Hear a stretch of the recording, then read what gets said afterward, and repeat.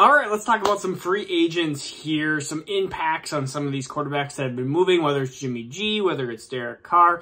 When we talk about middle-of-the-road quarterbacks, in general, even the last few years, we had Matt Ryan move, we had Carson Wentz move. A lot of these quarterbacks are not going to make a significant difference. So Derek Carr going to New Orleans, what does this mean? I mean, is he significantly better than Andy Dalton and Jameis Winston? At least for fantasy football-wise, I don't believe so.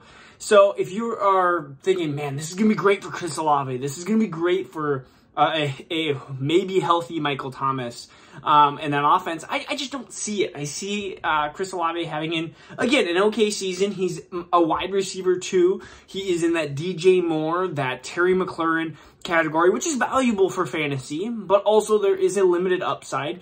He doesn't have an amazing quarterback, that tier 1 quarterback, and so he is going to be kind of stuck into that wide receiver 2 range. And so then we look at like Jimmy G, who goes to the Raiders. What does that mean for any of the Raiders people? Devontae Adams, the newly assigned Jacoby Myers, anybody, the Darren Wallers. Honestly, it's going to be basically a flat transition. It's going to be a similar output as what Derek Carr would bring. I mean, you looked at Derek Carr, he was even benched basically at the end of the season. So any of these quarterbacks going, Taylor Heineke going to Atlanta, again, very minimal signings that are not going to impact the fantasy landscape in a positive, at least. You're not going to have more shares of Chris Olave or Devontae Adams or even more shares of Drake London because, oh, Taylor Heineke's there. It's a lot of middling road quarterbacks that are going to be just moving to landscapes. And we saw this the last few years. And one of the biggest things that I told myself that I have to remember, and I told myself previous to last year, when Carson Wentz moved, when Matt Ryan moved, is that we cannot say, hey, this quarterback, this middle-of-the-road quarterback is going to make a huge impact to any of the weapons around. And we saw Carson Wentz, didn't make a huge impact, was benched, unhealthy, all that. Matt Ryan, benched, same thing. We see these quarterbacks move all over the place. So let's talk a little bit about running backs. There's been no big running back or wide receiver moves. We're going to talk about running backs. So, sorry, it was nap time for my son, so I thought I heard him crying. He was not crying, so I had to do a little check. But, so I have almost a 2-year-old. His birthday's in a couple weeks. I can't believe I started this channel right before his birthday, or right before he was born, and guess what? We're already 2 years in. So running backs, there has been not very many big movements, but we want to talk about some running backs. Dalvin Cook, potentially going to be on the trade block. Austin Eckler asking for a trade. What does this mean for some of these running backs? Because honestly, you have Austin Eckler, who I think succeeds the most as a Charger. If you put him on a different team, it's going to have to be a Buffalo Bills type of team to have an equal type of outshare. And still, even then, I'm like, I would rather have him as a Charger. I think the Chargers is honestly the best team for him. I don't see him getting a new contract, which is going to be where we are going to have kind of this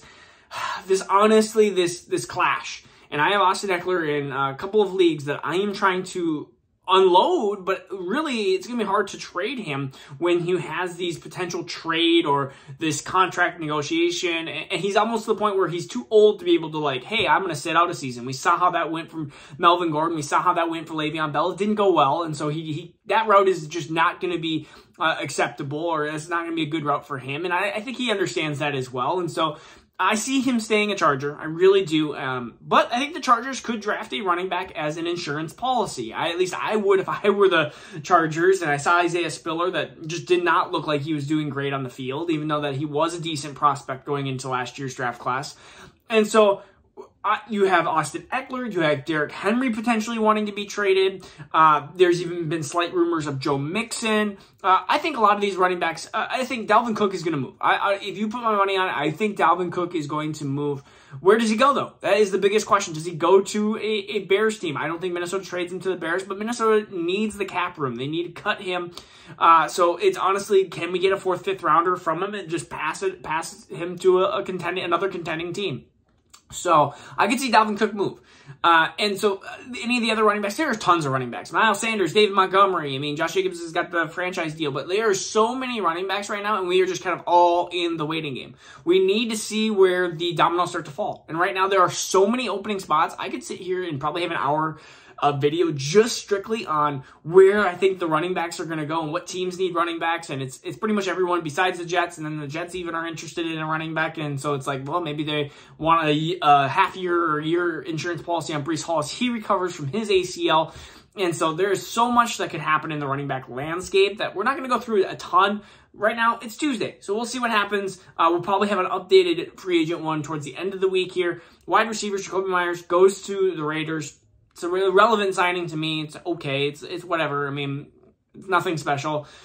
Any of the other wide receivers, we were just kind of waiting for Judy to fall. There's not many other wide receivers for free agents, and this is one of the biggest concerns I had for Carolina drafting all the way up to number 101 is there's no free agents. There's really no free agents, and no one that sounds like they're going to be traded. There's Adam Thielen. We'll see where he goes. Lazard, there's rumors that he goes to the Jets. Maybe he goes where Rodgers goes.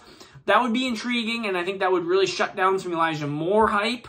And so, again, that's really your positional stuff. Tight ends, there's been no movement so far. Evan Ingram had his franchise deal. Josh Oliver, blocking tight end, goes to Minnesota. There just has not been much going on. So, again, that's what we have so far. So, happy Tuesday to everybody. We'll see you tomorrow, and we'll go from there.